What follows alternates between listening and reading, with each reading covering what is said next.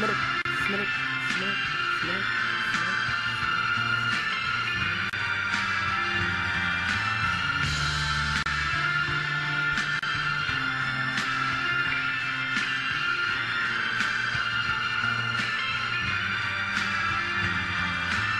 Jednou to začne, pak to zase končí, je to jako lidský život, teď se buší, nechápu, jak si někdo chce zabít umyslný život běda, jak si toho vašte, pamatujte si, jednou to končí, tak nedělejte zbytečný věci, ale co, chyba se člověk učí, pořádně si učíte.